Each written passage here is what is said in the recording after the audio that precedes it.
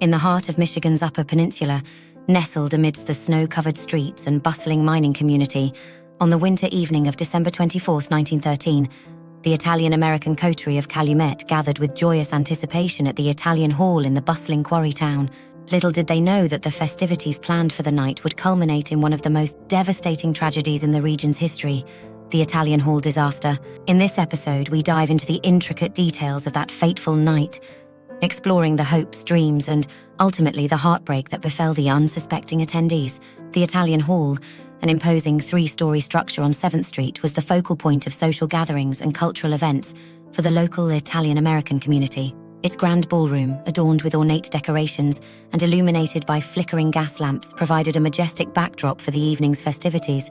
The gathering at Italian Hall was a multifaceted event that served both festive and philanthropic purposes. Organized by the Ladies' Auxiliary of the Western Federation of Miners, it aimed to celebrate Christmas Eve with friends and neighbors, while also raising funds for striking copper miners and their families amidst a bitter labor dispute with the region's mining companies. At its core, the gathering was a testament to the enduring spirit of solidarity and compassion that characterized the Italian-American community of Calumet.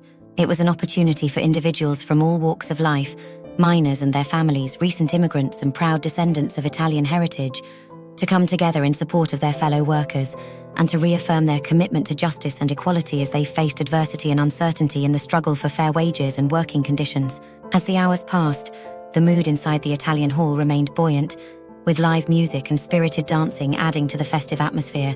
The ballroom buzzed with excitement as laughter and conversation filled the air. Children marveled at the festive decorations adorning the hall, while adults mingled with friends and neighbors, sharing stories of triumph and hardship in the mines. Yet, unbeknownst to the revelers, tragedy lurked just beyond the threshold of the grand ballroom, waiting to shatter the joyous reverie. Amidst the festive atmosphere of the crowded ballroom, the cry of "Fire!" rang out like a death knell, shattering the illusion of merriment and plunging the attendees into a panicked frenzy. In the ensuing chaos, bodies pressed against bodies, each consumed by a primal instinct for self-preservation as they fought desperately to escape the suffocating crush of panic. The cry of "Fire!", whether sparked by an actual fire, a false alarm, or a deliberate act of sabotage, ignited a wave of trepidation and bedlam among the attendees. For many, the ordeal began with a surge towards the lone exit at the bottom of the stairway, a path to safety that quickly transformed into a bottleneck of terror as the locked door refused to yield to their frantic efforts. Trapped in a nightmarish labyrinth of smoke and confusion, the revelers struggled against the tide of panic, their lungs burning with exertion as they gasped for breath amidst the acrid stench of fear and desperation. The inability to quickly and safely evacuate the premises exacerbated the sense of anxiety and helplessness among the crowd, leading to a stampede towards the exit and tragic loss of life. The locked exit door at the bottom of the stairway proved to be a fatal flaw in the building's safety measures. In the mangling crush of bodies, bones were broken, limbs were twisted, and flesh was bruised and battered beyond recognition. Mothers clutched their children to their chests, shielding them from the onslaught of chaos with trembling hands and whispered prayers. Fathers fought valiantly to protect their loved ones, their faces contorted with anguish as they bore their burden upon trembling shoulders. Furthermore, inadequate emergency preparedness and crowd control measures contributed to the expeditious escalation of delusion and confusion. With no clear protocols or guidance to manage the situation, attendees were left to fend for themselves amidst the unfolding disaster, further fueling panic and disorientation.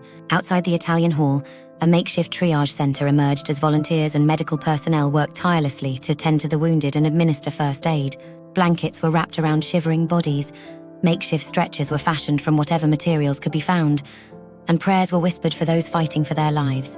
But for many, the damage inflicted by the Italian Hall disaster proved irreversible. Lives were lost in the blink of an eye, dreams were shattered, and families were torn apart by the ruthless hand of fate. In the aftermath of the tragedy, the scars of physical and emotional trauma lingered long after the uncertainty had receded, serving as a plaintive reminder of the vulnerable species human beings really are. The aftermath of the Italian Hall disaster was devastating, with 73 lives lost, the majority of whom were children and women. Many victims succumbed to asphyxiation or were trampled in the frantic rush to escape, while others perished in the crushing weight of bodies piled against the locked door. During the days and weeks that followed, the outpouring of support and solidarity from the community and beyond served as a beacon of hope amidst the darkness. Donations poured in from far and wide as individuals and organizations rallied together to assist the victims and their families in their time of need.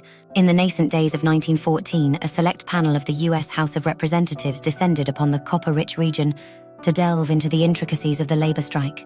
Their arrival heralded a day of solemn inquiry on March 7, 1914, wherein 20 individuals solemnly swore their testimonies under the auspices of interpreters where necessary.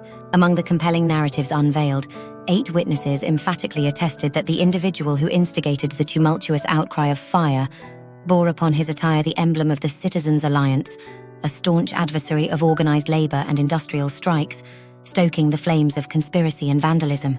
Though the scars of the Italian Hall disaster may never fully heal, the memory of the acts of heroism and compassion that emerged in its wake serves as a testament to the resilience and strength of the human spirit. In the face of tragedy and hardship, ordinary individuals rose to the occasion, proving that even in our darkest hours, the light of kindness and empathy can shine through to illuminate the path forward.